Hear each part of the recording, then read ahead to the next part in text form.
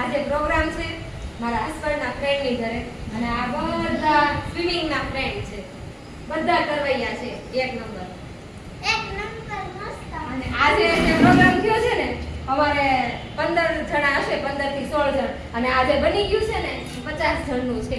તમે જો જેને કોઈને ખાવું હોય ને આવી જાજો, બહુ બધું વધે એમ છે. વધે છે એટલે બોલાતા નથી પણ આ જીવના મોટા છે, સમજા? અહીંયા જો પરોઠાનો ઢગલો જો,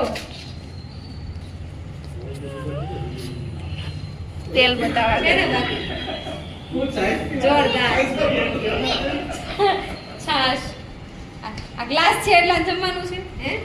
આ બોલાઈ લઈએ આપણે બધા ફેસબુક ફ્રેન્ડ ને બોલાઈ લઈએ છાશ પીવા માટે, બરાબર ને? છાશ નું ગમેલું છે, છાશ નું પોટલું ઈ બાર જ પડ્યું છે ને બતાઈ દે. એનું કાલ કઢી બનાવશું અને આ બધા છે ને અમે સમોસા છે ને સવારે લઈ જાશું. સવારે ચાંદ પરોઠા ખાવાના છે, બરાબર?